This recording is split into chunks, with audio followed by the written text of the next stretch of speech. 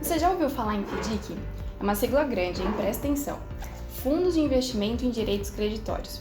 Esse é o tema do nosso Din-Din por Din-Din de hoje. Se você não conhece esse tipo de investimento, fica tranquilo. Eu sou a Flávia Nossala e hoje a gente vai falar sobre FDICs de um jeito bem explicadinho. Ou melhor, Din-Din por Din-Din.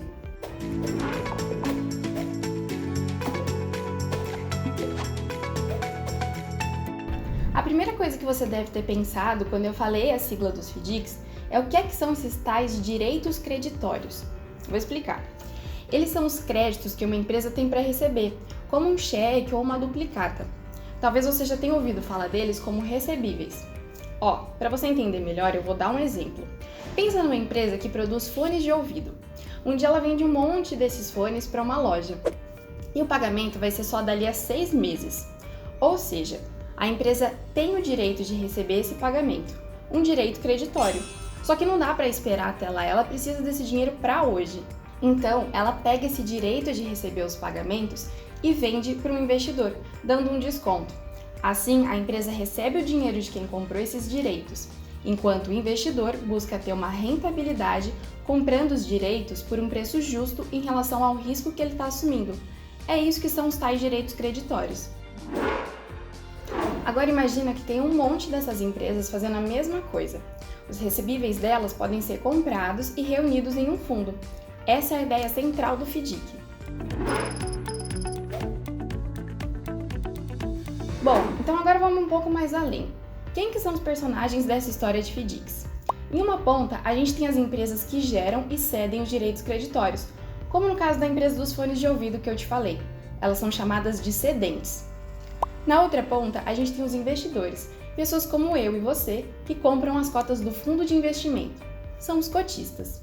No meio de campo entre esses dois, ficam o administrador, os estruturadores e o custodiante. Calma que eu vou explicar cada um. O administrador é o responsável legal pelo fundo, e é ele que vai contratar os estruturadores. Os estruturadores, como o nome já diz, vão ajudar a estruturar essa operação. Eles são, por exemplo, uma instituição financeira, um escritório de advocacia e os outros fornecedores que participam desse processo. E por último, tem os custodiantes, que são as empresas que fazem a custódia desses direitos, ou seja, garantem que esses papéis existem. Eles também cuidam de uma tarefa muito importante, administrar os valores que serão recebidos. Bom, gente, eu vou lembrar aqui algumas regras importantes sobre os FDICs. Eles são fundos que até podem investir em outros papéis, mas pelo menos 50% do patrimônio tem que ser de direitos creditórios. Todos eles têm um regulamento próprio com as suas políticas de investimento. Assim, quando você for comprar as cotas de um FDIC, vai saber direitinho o que está acontecendo ali. Aliás, vale lembrar que esse é um mercado regulado. Tem várias agências independentes que avaliam os riscos desses direitos creditórios e dos próprios fundos. Tem várias diferenças de um FDIC para o outro. Vamos entender quais são elas? Por exemplo, eles podem ser de condomínio aberto, que é quando o investidor não tem um prazo específico para resgatar as cotas. Ou então de condomínio fechado, que é o contrário, ou seja, já tem um prazo pré-estabelecido para fazer o resgate. Uma dica, hein? Mesmo nos FDICs de condomínio aberto, você tem que dar uma olhada no prazo de resgate, porque às vezes o dinheiro não cai na sua conta no dia seguinte.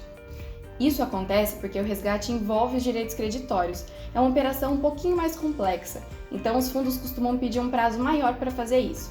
Bom, os FDICs também podem ser do tipo padronizado e não padronizado. A diferença entre eles é que os fundos não padronizados podem usar direitos creditórios mais arriscados e menos comuns, como créditos que já estão vencidos ou de uma empresa que está em recuperação judicial.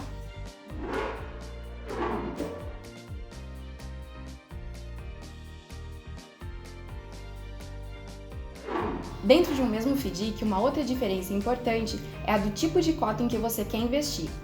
Em linhas gerais, a gente pode dividir essas cotas em cotas sênior e cotas subordinadas. Nas cotas sênior, as regras de cálculo dos juros são combinadas no início e, por terem preferência de pagamento, se expõem menos aos riscos de inadimplência. Já as cotas subordinadas não têm preferência de pagamento, então elas ficam mais expostas ao risco de inadimplência. Por outro lado, elas podem render mais se o desempenho do fundo for bom. Assim como outros produtos de renda fixa, uma coisa que pode mudar de um FDIC para outro são as formas de pagar os juros. Elas podem ser pré-fixadas, pós-fixadas ou híbridas. Se você quiser entender mais sobre isso, dá uma olhada em um dos nossos vídeos da série Ambima Explica, que fala do universo de renda fixa. Ah, uma outra coisa importante. Os FDICs até têm umas características bem semelhantes com os fundos de renda fixa, mas esses dois tipos de fundos não estão na mesma categoria. Tem uma regulamentação específica para os FDICs.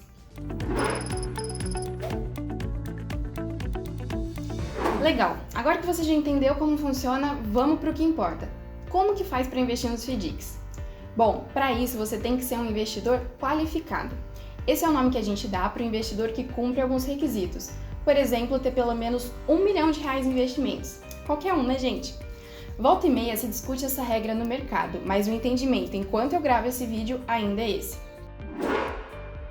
A necessidade de ser um investidor qualificado já reduz bastante o público para o qual os FDICs podem ser uma opção de investimento. Só que não é só isso. Direitos creditórios costumam ter riscos maiores que outros papéis de dívida, já que eles são emitidos por empresas variadas. Ou seja, não são títulos do governo, nem de instituições financeiras ou de empresas com porte para emitir debêntures. É um risco de crédito que está mais na ponta da economia, sabe? No dia a dia de quem não tem necessariamente uma estrutura robusta por trás.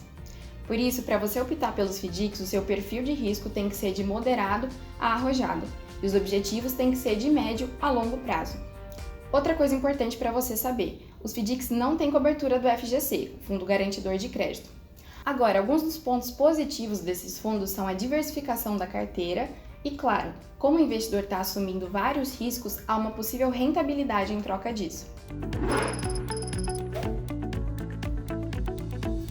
Ufa, falei, hein? Bom, vamos resumir. Para entender o que é FDIC, você tem que ter bem claro na sua cabeça o conceito de direitos creditórios. É um conceito simples que inclui os cheques, as duplicatas e outros créditos que uma empresa tem para receber. Nos FDICs, esses direitos vão ser reunidos, estruturados, administrados e oferecidos de formas diferentes. Eles podem variar em fundos fechados ou abertos, de cotas seniores ou subordinadas. Além disso, cada FDIC vai ter a sua própria política. Eles também definem as suas estratégias de prazo e segmentos nos quais querem atuar. É isso aí, pessoal! Espero que você tenha gostado desse vídeo. Se ficou com alguma dúvida, comenta aqui embaixo. Quer receber mais conteúdos como esse? Se inscreve no nosso canal e fica ligado aqui nas nossas redes sociais. Bons investimentos!